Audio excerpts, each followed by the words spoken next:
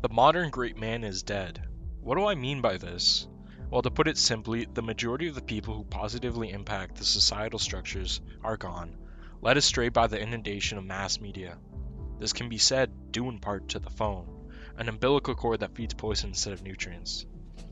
At the same time of everyone being addicted to their phones, likely a direct parasitic relationship instead of correctly being symbiotic, there's also never been as much media as there possibly could be. YouTube, podcast, TikTok, Instagram, whatever. There's an inundation of media. Not just digital media created by regular people, but also classical media like the newspaper or television. And I know I'm not making any new revelations. This is obvious to anyone who looks around and notices the 20 different streaming services that all seem to push their next rate show.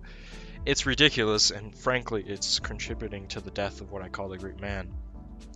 Now, the classical view of the great man is typically an analysis of history, a leader who makes a decision, and he alone is the one who changes the course of said history. Some raise criticisms, noting that history is more so an amalgamation of the people and rulers alike, and while it's safe to say that the general people did obviously contribute to history, I'm not talking about which historical analysis is correct. There is, or will be, a decline in great men, like strong thinkers, strategists, inventors, and more, simply because there's less and less of an incentive and many more roadblocks in the way of achieving said greatness.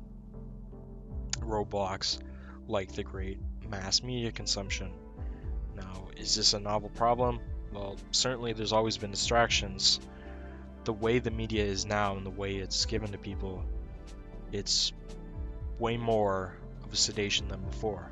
But you've likely known this, so what can we really do to avoid it?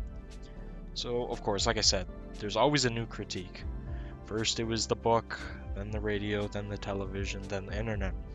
And while there's always a benefit, and there's obviously negatives to a given technology, the reason why the technology here is particularly dangerous is the ease of access, because it allows someone to be removed from the now, instead of being bored. While when someone was bored before, this allowed for time to contemplate. Now, there's no time to actually think and foster new ideas. The phone is a cigarette and lighter, and you're addicted to the cigarette. As I mentioned in my Touching Grass video, in which I touch on the essay by Schopenhauer and some quotes by Nietzsche, the mass-consuming person is always there, someone who just spends all their time passively consuming rather than actually taking some action. And there was likely someone before Schopenhauer and Nietzsche who had similar thoughts, just as I mentioned this in my video. I don't want to touch on the Touching Grass video that much, but I do want to go back on the essay on books and reading by Schopenhauer, and I want to revisit some of the ideas. Now, I could focus this video on why modern media is bad, why phone equals bad, why going outside is right, but I don't think this solves anything, and again, this is nothing new. There's something inherent to this. There's a problem with the escapism, but it's likely the worst it's been. And like I said, it's so easy for someone to be detached and be constantly hooked up. And so, in particular for a young man, it's easy to avoid his problems or his responsibilities and sink your time into something that gives temporary fulfillment or even faux fulfillment. And I think video games are a perfect example of a time sink that gives that faux fulfillment, and instead of dealing with your problems, well, you can get this satisfaction and progression that doesn't actually do anything for yourself. So the main difference between now and the past is the fact of the overstimulation. So where one would be bored and physically had nothing better to do than to study or think, I've said that now they could just keep themselves busy instead of being bored. This boredom I want to focus on is the true killer of the mental stimulation. This is what kills the great man, for if someone is bored, well, now they can just stimulate the mind away. And people are aware of this and they want out. These people aren't necessarily the great man that the historical interpretation refers to, but rather the diametrically opposed historical assessment. These are the people that make up the fabric. These men are the ones that help the great man be propped up. So, of course, there are the great man or great men who spearhead an idea. But the social fabric is necessary in order for them to build upon something. A great man is only as great as the society that is around him, and thus the lack of intellectual endeavors is going to reach an all-time low, and the great man will suffer just as society does around him. Now, to touch on Schopenhauer, as I said earlier, in his essay on books and reading, and he mostly critiques and discusses the way that different art forms interact with the piece of work and the reader, or the person in general. Many of the same complaints I raise are represented in this essay. To say I was inspired could be true, but as Schopenhauer puts it, it's likely a cyclical process as it is occurring. Just as he states that the man who reads too much reads himself to death, so does, of course, the man who spends all his time on his phone phones himself to death. So I touched more in depth on this in the Touching Grass video. So I'll just focus on the death of the great man.